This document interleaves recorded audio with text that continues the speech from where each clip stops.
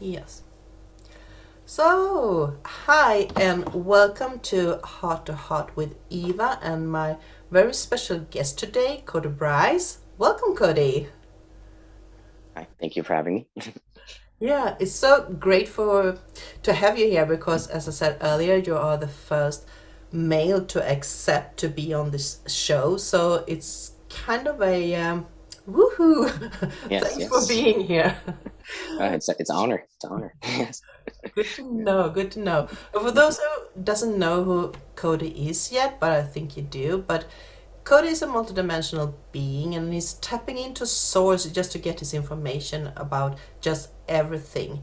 So today we are going to talk about crystals and cleansing rituals and so on. So I'm going to put on the screenshot for Facebook here too, so we can see if there is some questions that are popping up during this talk. Otherwise, I already have some question here. So, is there something you want to introduce yourself by, Cody, or do you want to start right away? No, there's nothing really I need to say, No. Thank you. Pretty much got it. Are you ready? Yes, yeah, let's go for it. Oh my God! And there's the volume. So sorry. Uh, yeah. And what we are going to talk is crystals. And people are more, less or more drawn to crystals. And my first question is, why are we people in general, why are we so drawn to everything that has to do with stones or crystals? Yes. Uh, Initially, it's kind of a safety thing, if you will. It's like security. Crystals have a very solid frequency, or very steady kind of, frequency that you can kind of be assured on. You know that this frequency is going to kind of stay the same, that it's going to be there for you. And so people are drawn to crystals because they have a frequency that can be stable for them, that can make them uh feel safe, if you will. The other thing is that it's also associated with Mother Earth itself. Earth is just something that we're always attracted to, just because we come from Earth. We our bodies are just made of Earth, if you will. um, and so there's just a natural affinity for it, because we are it, if you will. We can go a bit deeper into that and saying that because we are multidimensional beings, we can tap into the multidimensional part of the crystal that is more representative of like the higher source self. It's more like tapping into source itself. You have that recognition that it is light, it is God, if you will. Yeah, And so you can see the divinity in it, even if you don't consciously are aware of the divinity. You just kind of know that something is special about this crystal, about this thing. that is a good answer because everyone is drawn to stones. You can look at the smallest child when they are out walking, they are always picking up stones and then they get so emotional attached to it. and Yes. and even elder people are picking up stones, looking at them and holding them and keeping them, and we all have this urge to just hold them close to us. Yes. Mm-hmm. So yeah, so we are drawn energetically to them. Yes. So the next question we are moving on to is, during the Lemurian and Atlantis, there were this work that they had with these huge, huge crystals. Mm-hmm. And the question is, what actually did happen to them? Because the both of continents vanished during some Mm-hmm. nature Vivid. catastrophe. Mm-hmm. Yeah. Yes. Yeah. So what happened? Yeah. Where are they? Yeah.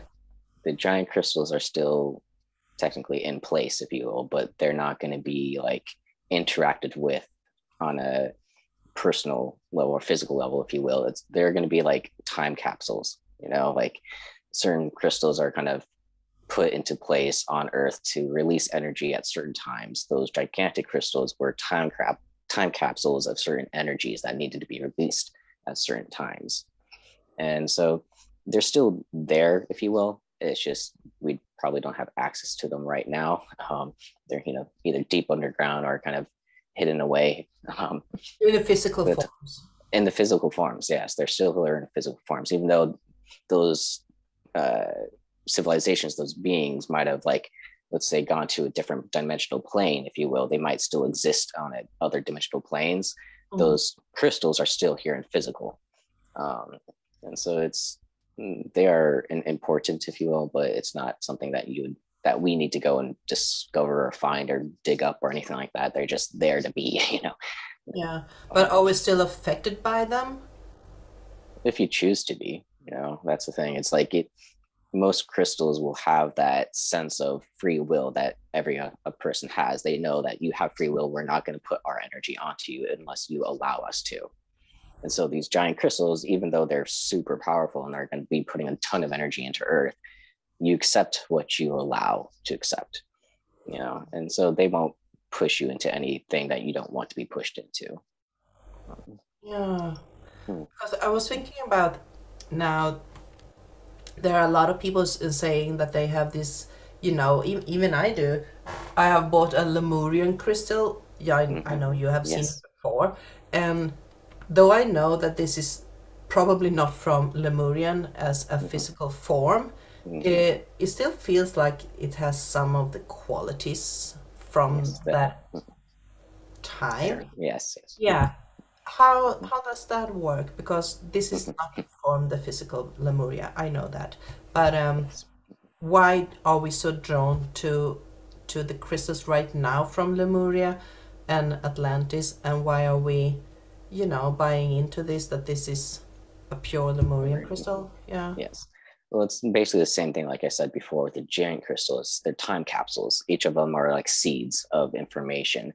And Mm. so, even though they might not have been physically there in Lemuria, the people in Lemuria that were doing these activations of crystals were quantum. They were multidimensional beings. So, time and space didn't really, they didn't care about that, So, Yeah. they knew that these crystals were going to eventually be dug up by people, and that they had the opportunity to infuse their energy into these crystals before they even got, to the surface.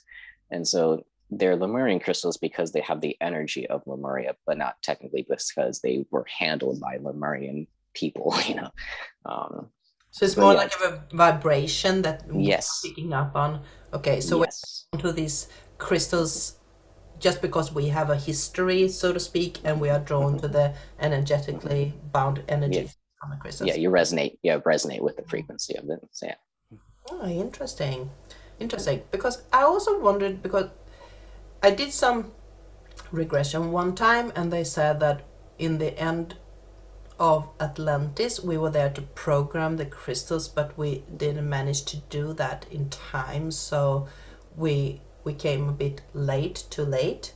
So if we were there to program the crystals, exactly, do you know exactly, but how did the crystals affect the community of Atlantis or Lemuria? Was there power generated, to draw electricity or? Mhm. Yeah, they're devices because like crystals are a huge part of like higher technology, if you will. Like we've only scratched the surface of what crystals can do technology wise. I tend to always think of the crystals as more metaphysical, energetic, and stuff. So I kind of somewhat not even think of the technology part of the crystal. But when you get into it, it's quite incredible because crystals hold energy. So basically, like a quartz crystal, if you can hit a quartz crystal, and the impact of it basically increases the energy, if you will, of that crystal and shoots out the energy. So it like just, um, and so basically what you can do with crystals is you can imbue the crystal with a certain energy and then have it being activated at a certain time because of certain things. So there's crystals for, I don't know, some of the simple stuff that we do now with crystals, metaphysical healing, all that type of, remote viewing, the was it scrying, all that type of stuff. That stuff we do now, they were able to do in a more efficient way with the crystals. And so they had a lot more use in their actual society. It was more like an every person used crystals in their everyday thing, it's Mm. just part of life. but there's also, bigger machines, if you will, that use bigger crystals or more precisely cut crystals that would do things that would seem to defy physics and all that type of stuff. And so it gets pretty intense, but very useful. Yeah, because now when you were talking or when you started to describe the function, I got this picture of, the Tesla machine that was Yes. sparkling with electricity. So, Yeah, yeah. it's just like definitely like a Tesla coil to where it holds a lot of energy, but can also release it and can absorb and release, and can also act as like an antennae, if you will. Mm. So that's so fascinating. I was thinking about Lemuria. There was a slight difference between Lemuria and Atlantis. So Mm-hmm. we do know that they were working with the energies and probably the crystals in two separate ways too. Mm-hmm. Mm-hmm. So did it, even though they were working with crystals and they are both, placed in capsules underneath the earth, were they connected, the crystals between Lemuria and Atlantis, or were they separated? Were they the same? Because Lemuria is a bit more ancient than Yes. Atlantis. Yeah. It might seem like they're separated, but energetically it would have resonance. It's almost like uh, they're not the exact same, but they're the same species. I'm not sure if that might be their same like right way to put it, but it's like they're cousins, but they have their own functionality. They all kind of did it for the same purpose or the same kind of same thing, but they all did it in their own way. They both did it in their different way. Lemurian was a little bit more, like you said, ancient, but a little bit more childlike, if you will, like very innocent, very light, Mm. very almost new to the energetic thing. And Atlantis was a little bit older, kind of had a little bit more chaoticness, if you will, in their society than the Lemurians. Mm. Had much more diversity in Atlantis than Lemuria as well. Yeah. So the main question here is, did the crystal came with the Lemurian people, or did the Lemurian extract the crystals from Earth to work with?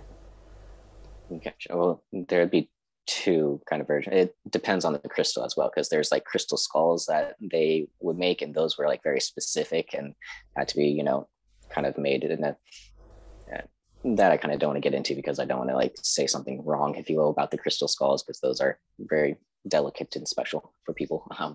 But they mostly just took it out of Earth itself, because it's not like they, went to a different planet or something like that and brought their crystals with them. They started from Earth, if you will. They're seeded from the Palladians and all that type of stuff. And so there might have been crystals from the Palladians passed down to Atlantis or not Atlantis, Lemuria, and all that stuff. But their main thing was to take the resources that they had around them, which was the crystals that were on Earth, But they also used a lot of them too, because they would make entire, castles, if you will, out of crystals, even though they're not castles. It's just like full beings or full buildings made out of crystal. And it seems like that would just be like a multidimensional, different plane type of thing. But in physicality, they'll have these gigantic structures that were made out of pure crystal. And so they're really efficient with their use of it. Yeah. So the next question is, and we have already mentioned this, how do they affect us today? But I think if we could talk about that question in a different way, to put it in a different way, because we know we are drawn with vibration, and you have explained that part. But since they are lying there and affecting us through, crystals that we are in touch with today, we are obviously affected in some way. Is there a special reason that they are, of course they are ascension, but yeah, they are probably affecting us in a more specific way than I know about. Mhm. There feels like Yeah, there's yeah. something more. Do you Mhm. know? Do you want to Yeah. evolve that? Yeah. Yes, yeah, because it might seem very general, you kind of just stumble upon a crystal and you're like, oh, that kind of resonates with me. You pick it up and you might, do some healing with it. It might help you get into a frequency that is more like you, that type of stuff. But crystal, like, you really have to dive deep into the quantum multidimensional part of us that how we live in this world is through synchronicity and all these different, seemingly very complex processes that all line up into like one simple kind of life, if you will, one simple line. Um, and so these crystals are connected with the multidimensional part of source, which we are. And so they're aligned with us, even if they're like hundreds of years past. They know that some person's going to be born at this time and that they're going to need this specific type of energy. Therefore, I'm going to need to have this energy here. And it all lines up perfectly. So it is a much bigger, bigger thing than most people can even put into their heads because of how multidimensional quantum it is. Mm. And time and space doesn't really, affect crystals as much as it does humans. Um, they're a bit Is more solid. is it because of that they are calling it record keepers because they are not storing just only what has happened. It also keeps the blueprint of what is going to What will happen. help? Or Yes. um, Yeah. It's they truly they truly know what to do when to do it. Like yeah. they're more masters than us, if you will. They and even though they don't move, type of thing, they're solid and they have to have other influences to move around to different places. Their energy allows for that movement to happen. It's truly beautiful if you kind of like dived into it. It's a beautiful dance of all these crystals and energies moving around together perfectly. Hmm. I can almost see an energetic field around the earth now that you're talking, rings around the earth, how Yes. the crystals are communicating with each other, and that is Oh, truly beautiful. Yeah. yes. So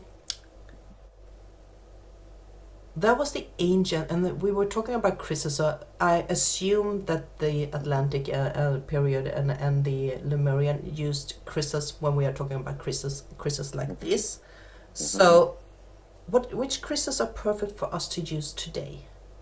Ooh, that'd be Besides, case by case.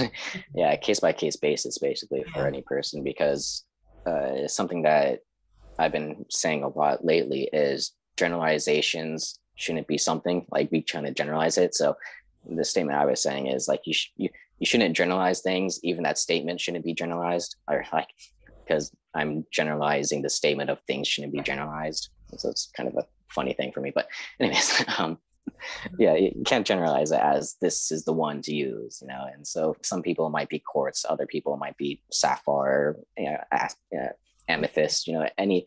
It's literally when that person needs a specific energy to allow them to kind of be balanced, then that crystal will appear in their life, and they Mm. will either resonate, accept with it, and heal all that type of Yeah. stuff, or choose not to. Mm. I totally get what you mean, but if I looking back at my own life, I can see that in certain times there has been one type of crystal that has been more dominant and the Mm-hmm. others, like it goes in waves. Even though we are Yes. drawn to different crystals during the time, you can hear more and more people are talking about the specific stone at the same time. So I Mm-hmm. guess it's some kind of energetic uh, broadcasting from the stones Mm-hmm. that says like this is an activation going on right now. So that is kind of generalizing, but there is at the same time it's not, because there's Yes. something connected to the time and space Mm-hmm. that we are in. Exactly. So that was more like, is there a certain type of crystal that is rising for the collective at this moment? Because we do know that crystals are a broad spectrum, because a crystal could be or an amethyst can be I don't know what you call it in English, Yeah. citrine. You know, Yeah, have citrine, different yes. colors, because, Hmm. but it's the Yes, same exactly. stone. It's the same stone, Yes, but exactly. shifts in colors. So, Mhm. do you get where I'm going with this?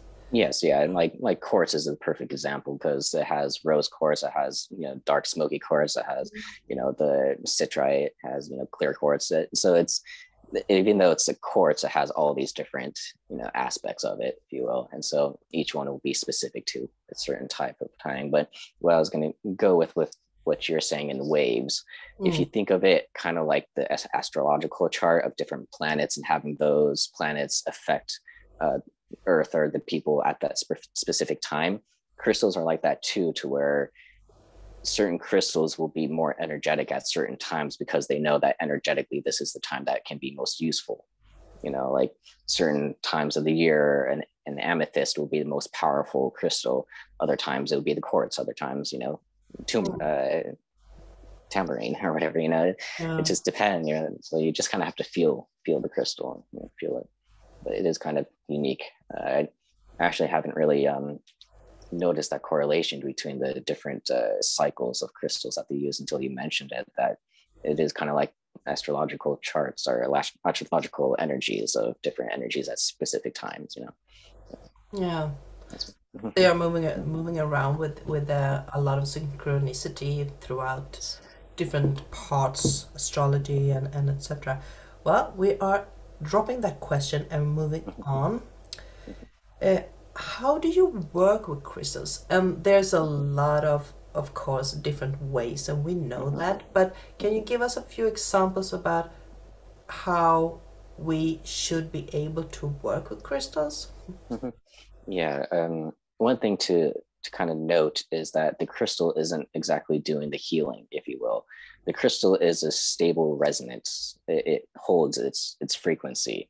What you're doing, or what the person that's trying to be healed is doing, is resonating with that frequency. They're changing their own frequency to match the crystal. The crystal isn't imbuing its energy into you to where you are forced to change. You resonate with it and equalize with it. And so basically the person has all the power. Yeah. It's all the person. The crystal is the medium that allows you to get to your own power. And so any crystal that you're going to use, you kind of have to have that mindset of, this is the medium of which I'm going to be healed myself. I'm going to heal myself, but I'm going to use this as a tool. um, Yeah. and but a more kind of practical way of using them is literally just sitting with the crystal itself, kind of uh, like I said, resonating with the crystal, really absorbing it, feeling it, kind of just being with it, will kind of get you the most, balanced with that crystal. But if you're trying to heal somebody else, push that energy across to somebody, it's more about intention and having that other person have the intention of receiving that energy as well. And so it's rather very simple and we just kind of tend to complicated things because we like things complicated, and it's more meaningful if it's complicated, I guess. But if you keep it simple, it works better. Yeah, that's me. Yes. But yeah, I totally get it. We are the transmitter by ourselves, but we are using symbolic instruments to help us, and we do know that crystals are amplifying the Yes, they do. the energy. So Mm-hmm. in a sort of way, we are actually co-working with the Yes, it's a with the dual. Yeah. crystals. Yeah, Yeah. so it's Mm-hmm. it goes both way there. Mm-hmm. But healing is one way, and meditating is another way. Mm-hmm. And I hope that you will be doing a crystal healing with us a bit in the end here.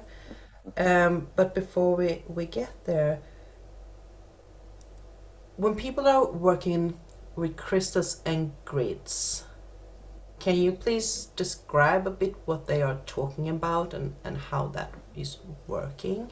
Yeah, crystal grids are pretty useful with things because, to make it simple for an explanation, you put crystals in certain corners or in a certain pattern in your room or house, whatever, and you connect the crystals, through your intention of energy, connect the crystals, and that will allow those crystals kind of amplify each other and work with each other. So it becomes a whole different type of resonated energy. So it's like not really changes the crystal's energy, but collectively they produce another energy.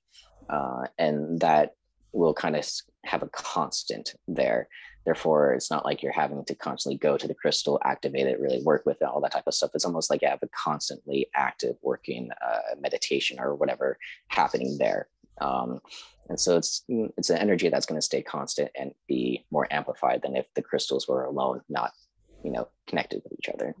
So as soon as you are putting them together, they are start working together, and become Yes. one One. united mind, so to speak. Yes, very Yeah. much. Yeah, because like I have tons of crystals in my room right now, but because they're not energetically intentionally connected with each other, they're all in their separate frequencies, all doing their own things. Mm. But as soon as I go and line them up and put the attention onto them, all of them will cohere into one gigantic mind, if you will, of energy. Mm. And for me, that's almost too much energy for me, so I don't tend to connect them. And yeah, even if I do a small, you know, crystal grid in my room, it's almost too much energy for me now. So it's kind of good to have it like a house based, because you can have really small ones if you're personal and you aren't affected by the energy as much. It's really good for them to kind of get used to that energy. But for people who are super sensitive to it, crystal grids can almost be a little overwhelming. Yeah. So, But the grids by itself, I do know that we could put up grids when we are doing healing, nice. and use it for distance healing, etc., and other works. But how do you use it, so to speak? Because it's a powerful energy, right? A very, very powerful energy. So if you are putting it out there, you have already set an intention. But it almost seems like I'm answering the question myself. I have to Yes. to figure that out. I saw that Johnny was saying hi, so say hi, All right. Johnny. Hi, Jenny.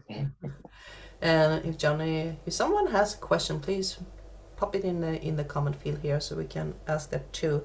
But there is something about the grids because they are still working. There are grids that are still working without us putting our personal intention into it. So how do they work? Is there someone who has started an intention some way back, or why are they still working? Because there are grids in the nature between stones too. Yes. So, and they are Yes. probably intentionally set to work in the ancient times, but please develop that. Yes. Yeah, and of course there could be case by case basis depending on the certain grid, but some of them could be done by ancient people way back that set up those crystals and then did the activation, and it was so pure and just I guess strong, if you will, that connection has stayed over the millennia or whatever that they've lived, and but the also thing is that Earth is conscious as well. And so Earth can set up its own crystal grids. And there's the crystalline grid of Earth itself, which is kind of like the recorder of energy and of consciousness and all that type of stuff, which is a little bit deeper. But there are surface grids that basically are activated by the consciousness of Earth itself. And other beings can also come in, extraterrestrials or multidimensional beings. It is quite a soup of energy of Earth. There's a lot happening here. But it's kind of beautiful soap, right? Yes, it's quite beautiful. Yes. It's just like a soap bubble. It's all those pretty Yeah. colors that are constantly moving around. Because we are bringing this closer in. If the Earth, yeah, we all do know that Earth has its own grid, and we are affected by that grid. And I'm just saying this in a pre that my dog may bark, so don't be afraid because I heard the neighbor went let their dog out. So that's life, folks, and that's life. But the Earth has its own grid, and that is maybe not connected by the crystal lines, but they are affecting some of the crystal grids even in Earth. So those power points, because you can call them power points, they are placed all around Earth. And those power points, are they in their turn connected to any celestial event or beings, or are they just power grids that goes, both back and forth, or what happens Yeah. with them? Yeah. Yeah, and power grids are kind of like I'm not sure. I don't necessarily want to say chakra points, because chakra points are a little bit more specific, and there are chakra points on Earth that are, more specific to certain sacred mountains and all that type of stuff. But these specific points are more like, energetic vortexes that energy comes in, energy goes out, and so they are points of energy, and all of them are connected through, these things. And so it is a little bit more, it's not necessarily connected to a specific celestial body or anything like that, but there might be energies from celestial bodies that come in through that point, as like this point is asking for that energy. Could I have that, type of thing. And so it might be a little bit more complicated than just a one simple answer of it's this thing. But if you want to kind of simple it down, it's just a vortex energy point. Yeah, but it's kind of important to know that the crystal grids that are in nature are not the same as Earth chakra. Yes, yeah, there's different. Yeah. Yeah. Will you just explain a quick bit about the Earth chakras and what they are in contrast to crystal grids? Yes, yeah. So the Earth chakras are like sort of like how our chakras act as different points of energy that are located on Earth, usually within sacred mountains like Mount Shasta that I'm close to, and Uluru, Red Rock in Australia, and all that type of stuff. There's different points that are would be representative of those energies that we consider, the chakra points of our own, but they don't have as much like restriction, if you will, as the human chakra points, as we have a lot of stuff that gets into our chakras, block it up and all that type of stuff. Earth chakra is a little bit more clean, and so a little bit more pure and kind of just flows really well. They can be activated more and increased and all that type of stuff, but overall they tend to be healthy. The crystalline grid is more of like a recorder of consciousness and of energy of Earth and of the things that are on Earth. So all the things that happen on Earth are recorded in the crystalline. So any event that happens, any, to the smallest little thing to the biggest thing, is recorded in these crystalline.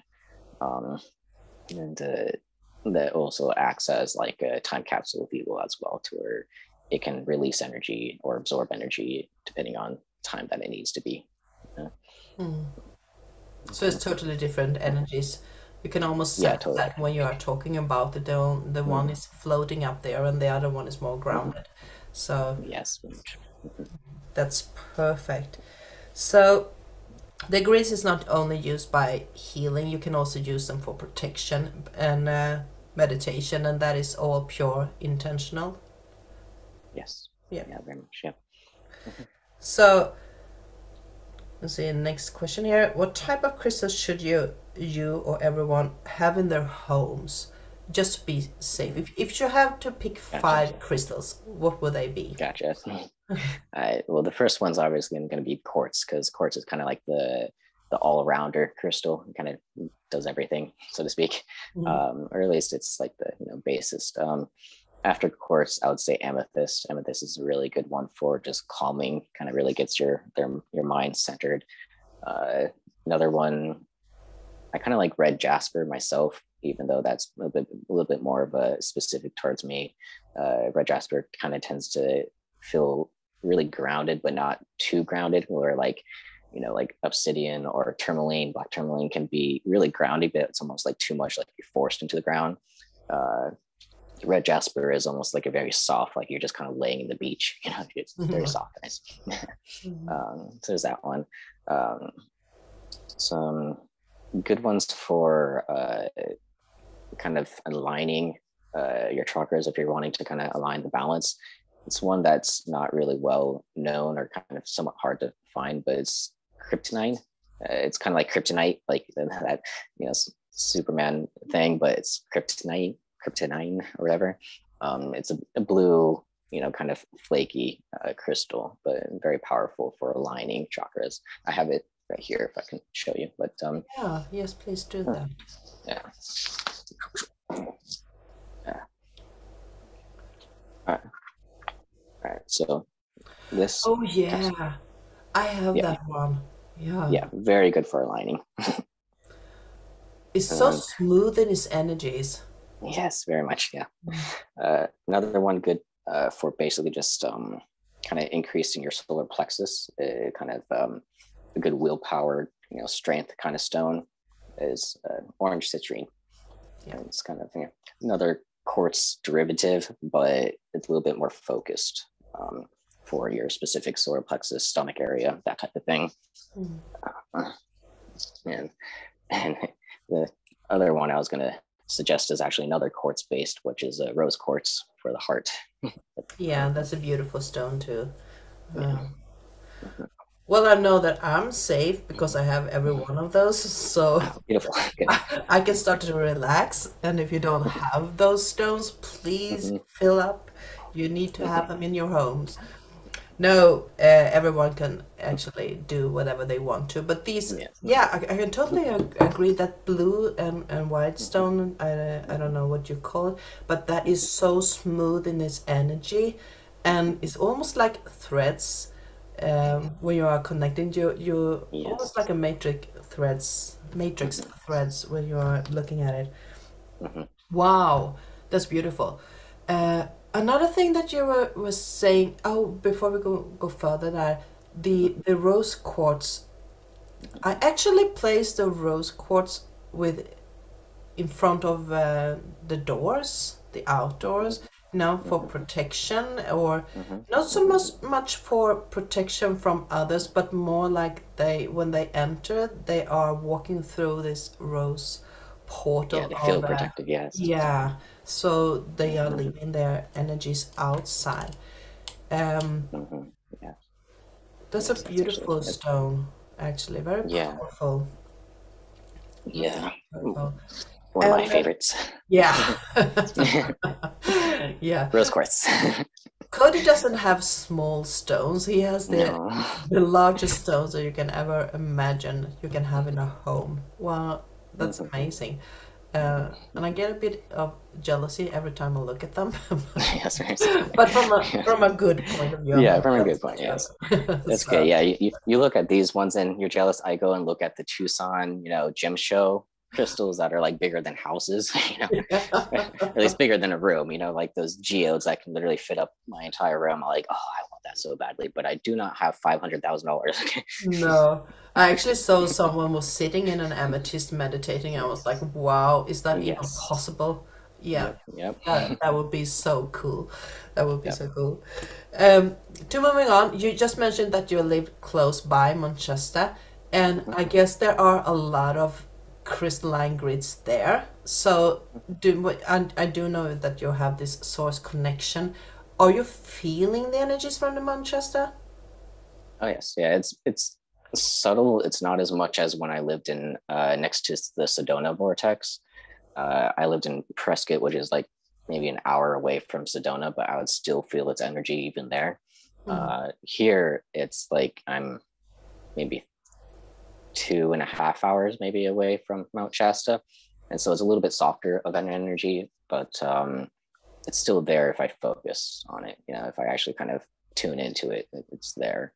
But yeah, it's a lot softer. I think the Sedona vortex is kind of lower in the chakra frequency, if you will. It's kind of down here. Mount Shasta is crown chakra. It's higher.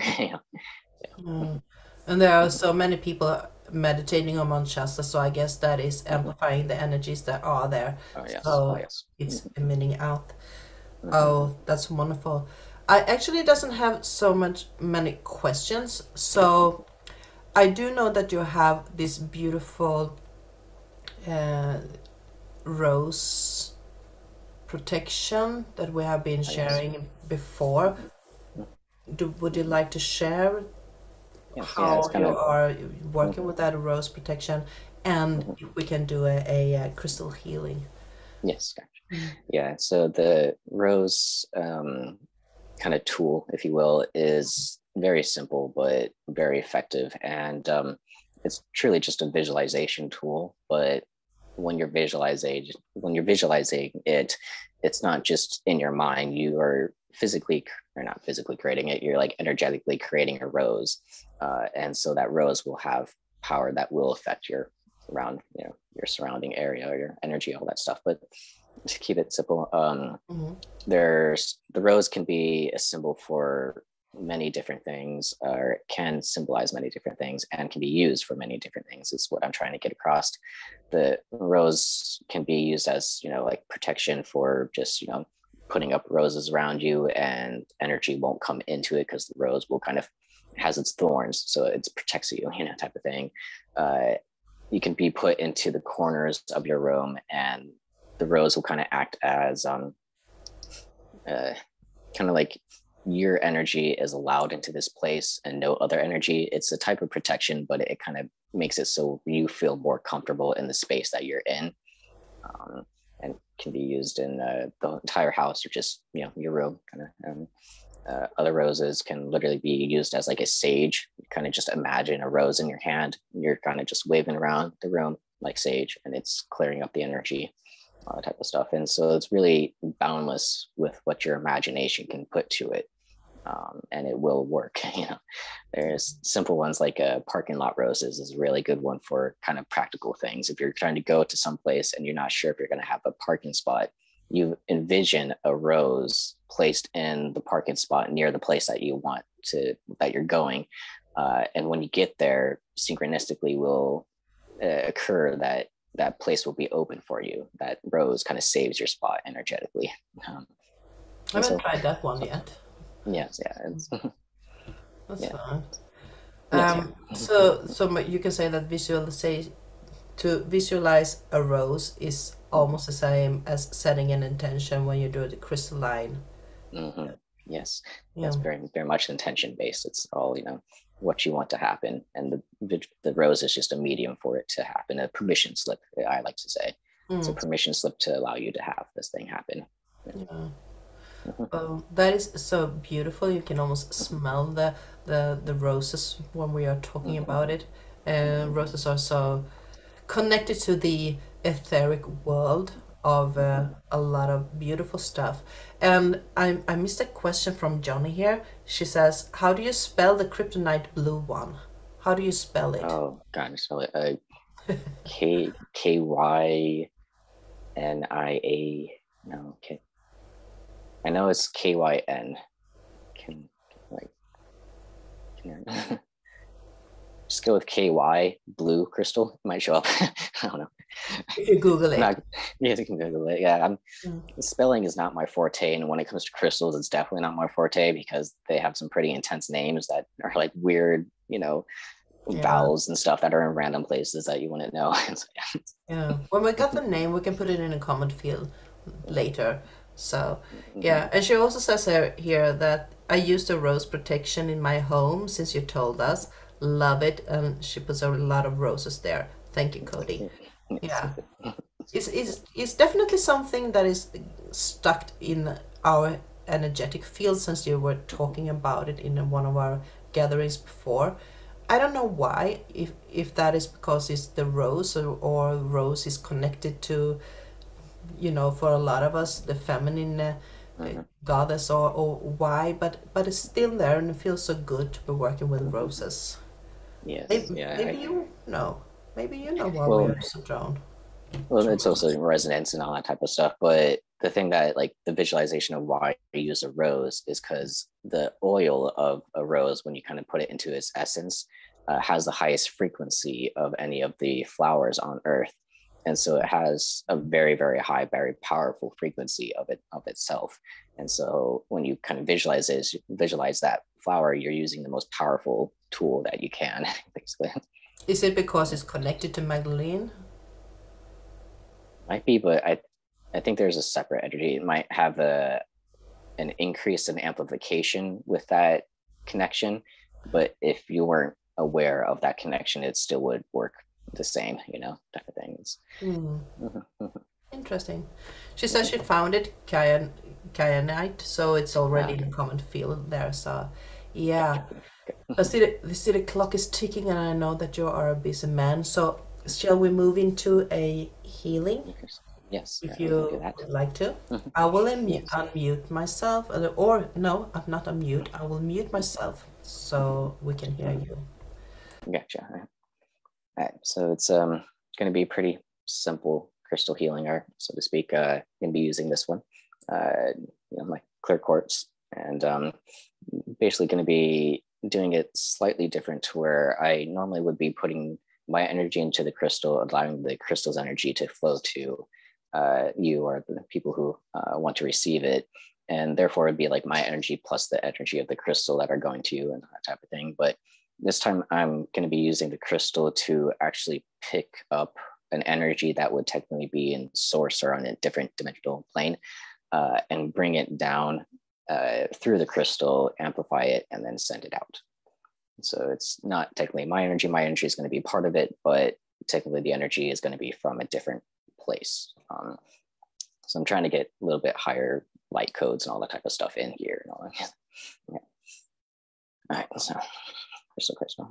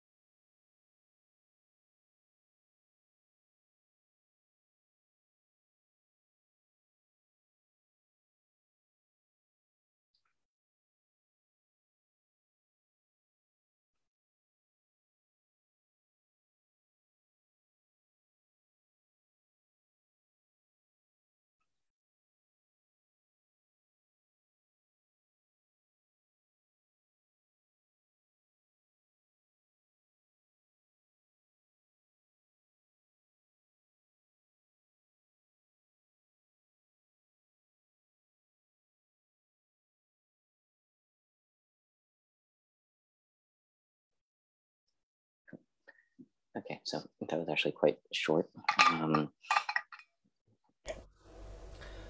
Yeah, but it was very present. It was very clear energy. I usually feel it within my throat chakra and my heart chakra when you are doing these different healings, but this actually felt like clear water running through my throat, and this warm sensation in my chest. So definitely, wow! Thank you so much, Yes, Cody. yeah. And the reason why it was so short is they said that it's truly a multi-dimensional healing or quantum. Mm. Technically, they said quantum healing, to where this is kind of like the initial healing, to where they're gonna like put the energy into you. The people that accept it will have a fuller healing later on. So probably when you sleep or something like that, you're probably gonna get more of the energy. This is kind of like the introduction to the energy. Mm. Good to know. Now I'm actually looking forward to go to sleep, so I Okay, can integrate the energies that's even more. mm-hmm. So, wow. Thank you so much, Cody. Is there something you want to say before we end this, or? Mhm. Are we Yeah, well, complete for this uh, time? yeah, I'd say for this time, the only thing I would say is my normal flow with love. Flow Flow with with love. love. Yeah. Thank you so much, Cody, for being here, and I do hope that you will come back later on and we can have a chat about another topic. This was a true wow, mind blowing blessing Okay. to have this session with you. And let's see here. Cody is saying, wow, even my Manu felt it. She's still, sorry, chirping.